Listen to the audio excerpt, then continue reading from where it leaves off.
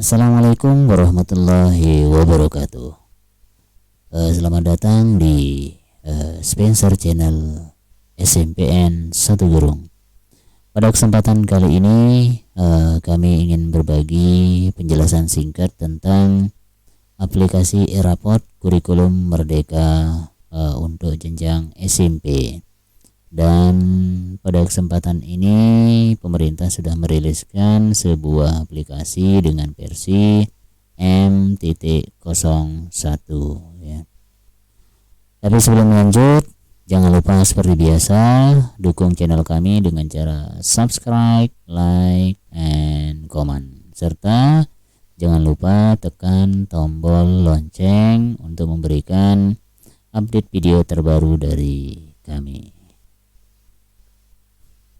Baik Bapak Ibu, penjelasan tentang e-raport. Nah, ini mungkin bagi Bapak Ibu guru yang sekarang ini sedang bertanya-tanya, e-raport itu seperti apa sih? Ya, ataupun mungkin operator yang menangani e-raport yang ada di sekolah. Jadi aplikasi e-raport ini merupakan perangkat lunak yang berbasis web, Bapak Ibu ya. Jadi kalau berbasis web ini artinya bisa diakses oleh banyak user. Satu buah server, satu buah komputer itu bisa diakses oleh banyak komputer, dan ini merupakan salah satu kelebihan kalau kita menggunakan aplikasi berbasis web ya. Jadi aplikasi e-raport ini berfungsi untuk manajemen penilaian ya, pengolahan penilaian ya.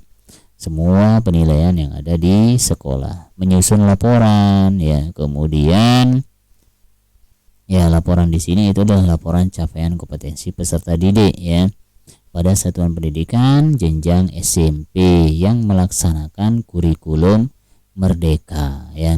Nah, raport ke kurikulum Merdeka ini Bapak Ibu untuk saat ini pemerintah pusat ya, dalam hal ini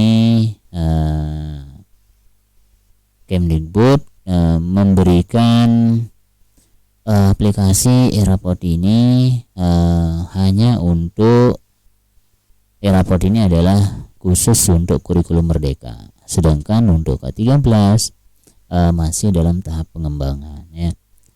E-raport ini disusun atau dikembangkan mengacu pada kaidah-kaidah sistem penilaian atau asesmen sebagaimana termuat dalam panduan pembelajaran dan asesmen kurikulum Merdeka tahun 2022 serta panduan pengembangan proyek penguatan profil pelajar Pancasila tahun 2022. Jadi masuk juga di sana Bapak Ibu itu adalah penguatan profil pelajar Pancasila. Jadi setiap pembelajaran ya, kalau sekarang ini itu harus masuk Bapak Ibu ya. Bagaimana menjadikan anak itu bukan hanya pintar tetapi juga memiliki karakter baik ya, atau karakter yang tentunya ini akan memberikan perilaku positif terhadap anak di dalam membuat keputusan ataupun di dalam kehidupan sehari-harinya. Nah, kemudian e-raport kurikulum Merdeka SMP ini terintegrasi dengan aplikasi Dapodik melalui web service yang nantinya mungkin kita akan jelaskan seperti apa sih prosesnya secara singkat. Nah, kalau untuk lebih jelasnya nanti pada saat di video berikutnya, yaitu dalam aktivitas sebagai administrator maupun sebagai guru ya, atau sebagai operator ya, sebagai operator. Nah, kemudian e-raport kurikulum Merdeka ini dikembangkan oleh tim pengembang e-raport Direktorat SMP atau Kemdikbud Ristek ya. Jadi ini adalah aplikasi yang memang benar dikembangkan oleh pemerintah ya, pemerintah pusat tentunya, dan perlu Bapak Ibu ketahui ini merupakan aplikasi yang cukup sangat membantu kita di dalam mengelola penilaian. Kalau sebelumnya mungkin penilaian dilakukan dengan cara mandiri oleh Bapak Ibu sendiri dengan menggunakan aplikasi yang dibagi-bagi ke masing-masing Bapak Ibu guru. Nah, dengan aplikasi e-raport ini Bapak Ibu cukup ada di aplikasi server atau ada di komputer servernya, kemudian Bapak Ibu guru bisa mengakses dari luar komputer server ya. Kemudian e-raport SMP ini dapat di-download atau digunakan secara gratis ya bagi seluruh sekolah jenjang SMP di Indonesia ya yang telah melaksanakan kurikulum merdeka melalui program sekolah penggerak maupun pelaksanaan kurikulum merdeka secara mandiri. Nah, untuk link downloadnya nanti silakan ada di kolom deskripsi ya. Bagi yang mau mendownload nanti silakan klik di kolom deskripsi ya, tinggal di download Bapak Ibu ya, sudah disediakan. Kemudian selanjutnya Bapak Ibu syarat berjalannya sistem ya. Jadi kalau misalkan sebuah server tentunya akan diakses oleh banyak klien, ini memerlukan spesifikasi agar nantinya pada saat di perjalanan jangan sampai sudah kita mengakses, sudah kita menginput nilai oleh satu atau dua orang, tiba-tiba begitu diakses oleh Bapak Ibu guru dengan banyak klien, komputer menjadi tidak bekerja secara normal. Oleh karena itu mungkin perlu diperhatikan spek atau spesifikasi standar yang sudah ditentukan oleh pengembang ya. Nah, yang pertama itu adalah terkait dengan prosesor. Prosesor di sini setara dengan dual core ya. Jadi dual core itu sudah komputer ya standar lah kalau untuk saat ini ya. Bahkan kalau komputer-komputer sekarang itu sudah Core 2 Duo ya, rata-rata bahkan sudah ada Core i ya, Core i7 ya, ataupun dengan menggunakan server ya, komputer server. Kemudian OS-nya bisa menggunakan mulai dari OS Windows di sini ya, Windowsnya Windows 8, OS Windows 10 atau Windows 11, baik itu dengan sistem 64 bit maupun 32 bit ya. Ini bisa berjalan di 64 maupun 32, atau juga bisa dengan menggunakan komputer Windows server ya, atau memang OS yang dikhususkan untuk server. Kemudian RAM-nya Bapak Ibu minimal di sini itu adalah 4 GB. Kalau bisa di atas tuh, bahkan kalau sebenarnya di atas 4 GB itu lebih cepat, lebih bagus ya. Tujuannya apa? Supaya nanti, karena bukan hanya satu, kadang-kadang diinstal di aplikasi server e-rapportnya. Nah, dikhawatirkan dengan minim kita gunakan RAM atau dengan standarnya itu nanti bisa tidak memaksimalkan kinerja dari sebuah server, apalagi diakses oleh banyak orang. Jadi makin banyak, makin tinggi speknya, itu otomatis akan memberikan kemampuan kinerja dari sebuah server itu makin maksimal. Kemudian ruang penyimpanan. Nah, karena data di sini itu kecil ya, ruang penyimpanan itu cukup hanya 1 GB aja Bapak Ibu ya. Jadi 1 GB itu sudah bisa kita manfaatkan untuk menginstal e-rapportnya ya, tapi jangan 1 GB kali ya Bapak Ibu ya. Kasihan sekali, ada sebuah server gede speknya, ternyata ruang sisanya hanya 1 GB ya. Nah, tapi ini artinya apa? Bahwa ini aplikasi menunjukkan aplikasi yang sangat ringan sekali. Dia bisa dengan hanya minim ruang penyimpanan aja udah bisa berjalan ya. Nah, kemudian selanjutnya langkah persiapan Bapak Ibu ya. Jadi persiapannya di sini apa aja ya? Yang pertama, server atau komputer harus difungsikan sebagai server. Jadi menyediakan server yang memang difungsikan sebagai server Bapak Ibu ya. Nah, tentunya dengan spek yang sudah dijelaskan sebelumnya. Kemudian selanjutnya apa? Menonaktifkan Windows Firewall. Jadi tujuannya menonaktifkan Windows Firewall ini adalah supaya komunikasi dalam jaringan itu tidak terhambat. Karena firewall ini adalah salah satu fitur dari Windows yang berfungsi untuk memblokir aktivitas-aktivitas yang mencurigakan dari sistem jaringan. Kemudian menonaktifkan antivirus yang terpasang pada server atau komputer saat proses instalasi. Terkadang sebuah aplikasi itu diidentifikasi sebagai sesuatu yang tidak sesuai menurut Windows-nya, sehingga kadang-kadang antivirus itu bekerja untuk memblokir aktivitas dari aplikasi pada saat instalasi. Nah, oleh karena itu untuk mengantisipasi hal itu, silahkan Bapak Ibu nanti nonaktifkan dulu antivirusnya, baru Bapak Ibu install. Ya, kalaupun nanti misalkan diinstal dia kemudian berjalan normal, kita khawatir nanti pada saat instalasi itu ada beberapa poin yang atau beberapa komponen dari sistem yang ada itu diblok ya, dan otomatis itu nanti akan mengganggu proses pada saat pemanfaatan dari aplikasi Eraport ini. Kemudian pastikan pada server atau komputer telah terinstall web browser. Kalau web browser ini ya hampir semua Bapak Ibu ya, ada bisa pakai Chrome ataupun dengan menggunakan Mozilla Firefox ya. Nah, kalau di sini disarankan tanpa plugin Bapak Ibu ya. Nah, tanpa plugin itu biar tidak terlalu berat lah, tidak terlalu banyak aktivitas di dalam browser tersebut maksudnya. Jadi biar bisa maksimal aplikasi browsernya. Kemudian untuk resolusi di sini disarankan optimalkan dengan resolusi 1024 ya. Jadi ini adalah resolusi standar, biasanya 1024 kali 700 sekian, ataupun kalau ada di atasnya silakan Bapak Ibu ya.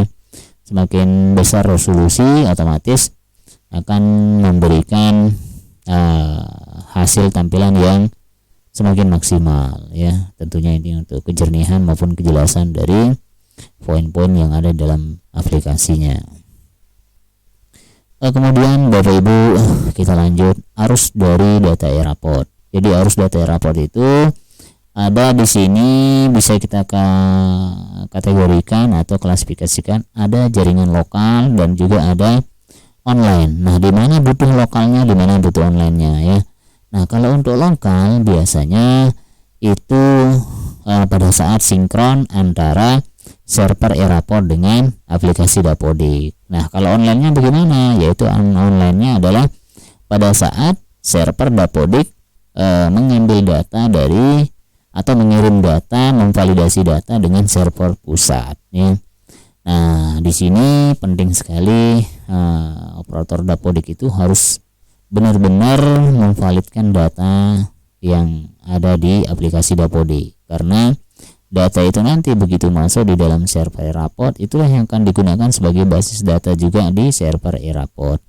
Nah, jangan sampai nanti ketika Eraport sudah berjalan atau penilaian Bapak Ibu sudah selesai, pada saat ngeprint misalkan print out ternyata banyak data-data siswa yang tidak sesuai, atau mapping-mapping Bapak Ibu guru yang seharusnya ngajar di kelas ini tiba-tiba berubah, tidak ada namanya, atau wali kelas mungkin wali kelas ketukar dan lain sebagainya, sehingga di sini tugas operator mungkin harus di dalam hal ini mungkin dengan tim-tim operator memvalidasi data-data sekolah ya. Baik, seperti itu Bapak Ibu. Kemudian konfigurasi jaringan.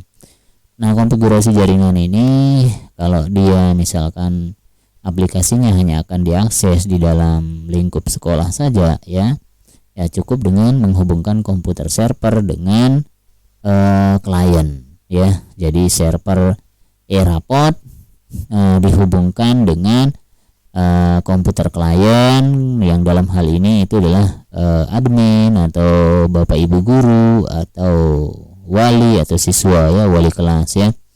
Nah, kemudian pada saat konfigurasi juga ya, konfigurasi Eraport dengan aplikasi dengan Dapodiknya itu juga harus terhubung di dalam satu buah jaringan ya. Nah, kalau yang sebelumnya Bapak Ibu bedanya ya, kalau Eraport yang dulu itu dia harus terintegrasi, harus ada di dalam satu buah server antara Eraport dengan Dapodiknya. Nah, kalau sekarang itu bisa terpisah. Jadi pada saat kita sinkron data aja, kita butuhkan server Eraport itu terhubung dengan jaringan kita. Nah, setelah itu ya bisa nggak usah dihubungkan lagi server Dapodiknya, nggak usah diaktifkan juga nggak masalah ya. Yang penting data sudah tersinkron atau sudah masuk ke dalam Eraportnya. Kemudian kalau sudah seperti ini nanti bisa diakses dari mana aja Bapak Ibu ya. Bisa diakses dari jaringan kabel ataupun dengan menggunakan WiFi. Bahkan bisa dibuka juga di tablet Bapak Ibu, di HP juga bisa ya. Kalau Bapak Ibu mau melihat tampilannya lebih kecil lagi. Ya tentunya tampilan kecil ini kalau memang Bapak Ibu nyaman, ya silahkan manfaatkan HP-nya. Nah, tapi kalau yang tidak merasa nyaman, silahkan gunakan komputer yang standar dengan monitor yang mungkin bisa kita lihat nyaman pada saat pengolahan nilai ya. Nah, ini terhubung dengan IV ya. Jadi nanti memanfaatkan IV dalam sebuah jaringan itu adalah konfigurasi atau metode untuk menghubungkan antara klien dengan server ya, server rapot ya tentunya. Kemudian ada yang bertanya mungkin bisa nggak diakses dari rumah? Gimana ya?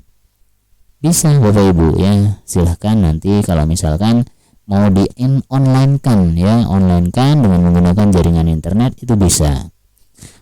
Tergantung Bapak Ibu. Ada yang menggunakan cloud server. Artinya apa? Aplikasi e-rapotnya diinstal di cloud server ya, sebuah server yang terhubung dengan internet.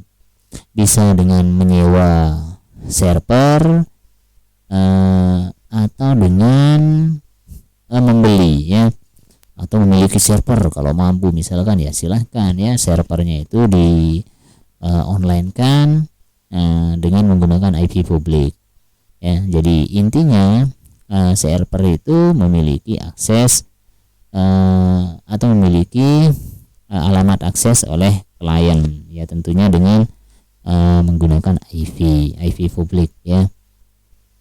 Untuk lebih jalannya terkait dengan IV publik ya silahkan nanti di googling atau mungkin dengan menggunakan apa ya, gimana Pak, ada nggak yang lebih ringan atau dengan menggunakan sistem yang gratis? Nah kalau gratis ada sih, cuma nanti ya silahkan di googling aja, misalkan salah satunya dengan menggunakan ngrok dan lain sebagainya ya.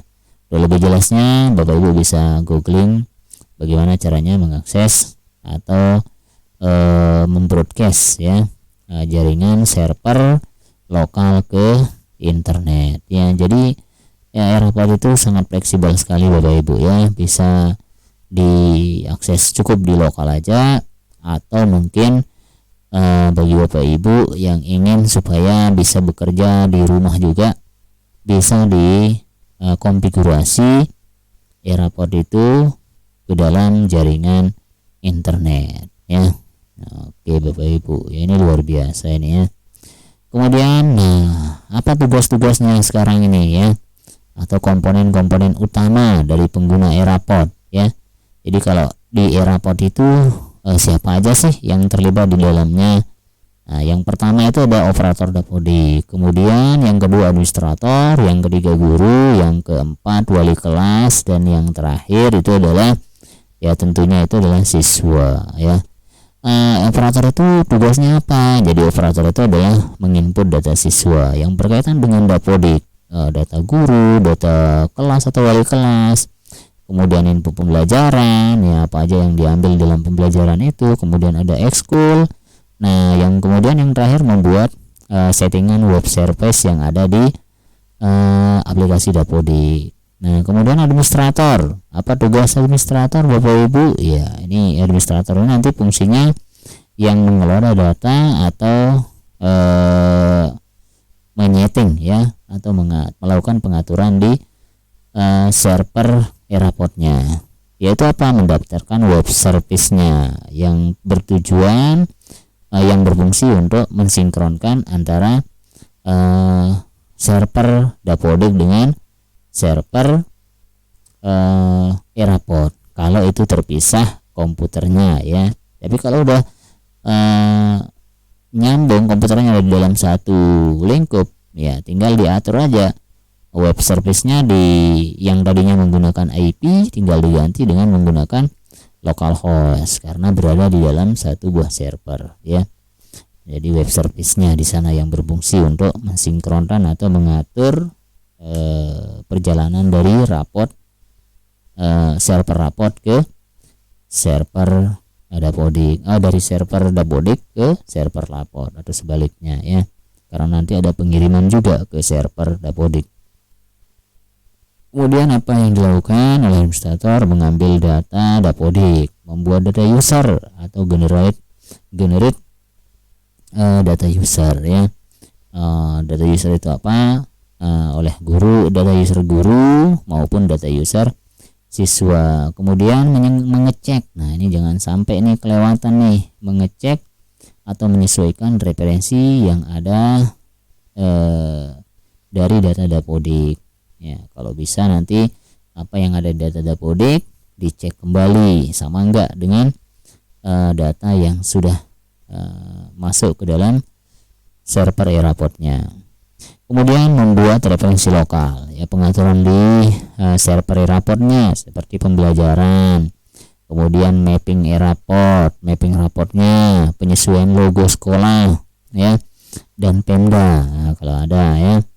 Tentunya Pemda ini jangan sampai di abaikan ya, karena di sana ada logo di raport itu, ada logo sekolah dan juga ada logo Pemda. Nah, kemudian apa pengaturan untuk capseknya, wali kelas, input tanggal raport ya, dan lain sebagainya. Kemudian menyesuaikan dengan referensi tema, dimensi, elemen, subelemen, dan target capaian ya. Menginput data project, deskripsi project serta tema, elemen dan subelemen tiap project. Menyusun kelompok, kelas, dan fasilitator project ya. Kemudian cetak ledger, raport intra dan raport project, backup, restore data e-rapport ya. Nah, nanti untuk lebih jelasnya terkait dengan tugas administrator atau pekerjaan-pekerjaan administrator nanti bisa di video berikutnya ya. Nah, kemudian guru, apa yang dikerjakan oleh guru, yaitu input tujuan pembelajaran. Nah, tujuan pembelajarannya atau capaian pembelajaran ini harus Bapak Ibu tentukan. Kemudian input nilai akhir ya, nilai akhir nanti dimasukkan ke dalam poin-poin penilaian yang ada di dalam e-rapport ya. Kemudian pilih PP ya, tujuan pembelajaran yang sesuai, yang tercapai, dan TP perlu pendampingan. Nah, ini nih yang sudah tercapai dan yang perlu pendampingan ya. Silakan nanti mungkin untuk lebih jelasnya nanti bisa kita cek, bisa kita lihat di dalam penjelasan input data oleh Bapak Ibu guru ya. Kemudian catat capaian proyek kelima, ada catatan proyek serta input nilai ekstrakurikuler. Nah, wali kelas, kita lanjut Bapak Ibu ke wali kelas. Edit data siswa, kemudian input rekap kehadiran.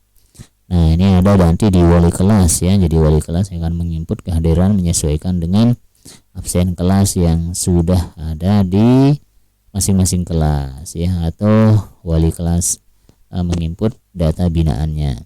Kemudian input kenaikan kelas, nilai ekstrakurikuler ya, cetak ledger ataupun raport intra dan raport project. Jadi untuk cetak ini nanti bisa dari wali kelasnya ya. Jadi wali kelas nanti silahkan kalau sudah masuk nilainya itu dicetak atau bertugas untuk mencetak, ataupun operator juga bisa nanti, atau administrator maksudnya ya, administrator juga bisa melakukan pencetakan raport maupun ledger.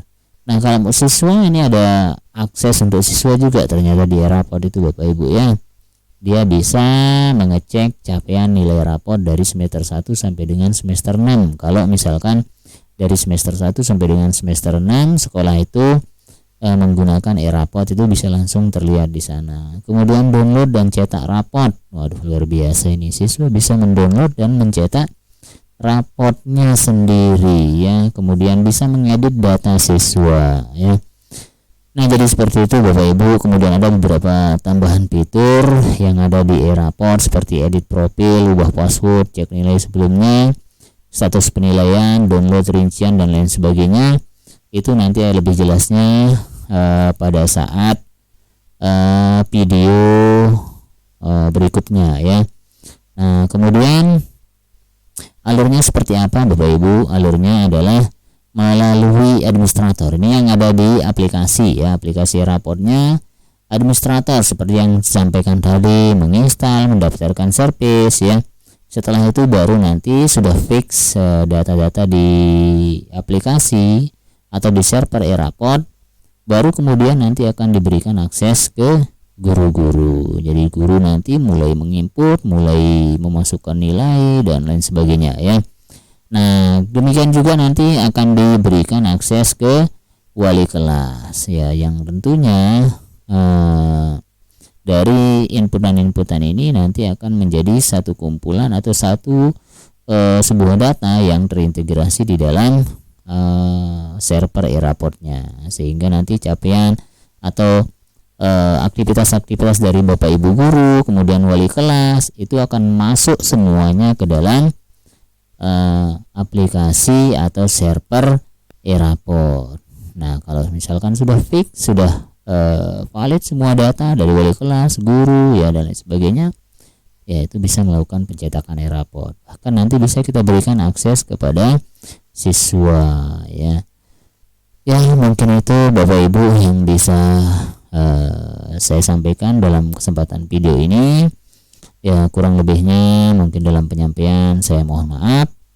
Ya, jika ada masukan atau ada hal-hal yang mungkin perlu ditanyakan, nanti silahkan melalui kolom komentar kita berdiskusi, karena biar bagaimanapun kami sama-sama belajar juga ya. Mudah-mudahan informasi yang singkat ini bisa memberikan manfaat bagi kita semua untuk menambah wawasan terkait dengan e-rapot kurikulum Merdeka SMP. Ya, jangan lupa Bapak Ibu dukung channel kami dengan cara subscribe, like dan komen, serta klik tanda lonceng untuk mendapatkan informasi maupun video terbaru dari channel Spencer Ken SMPN 1 Gerung. Demikian, kurang lebihnya mohon maaf. Assalamualaikum warahmatullahi wabarakatuh.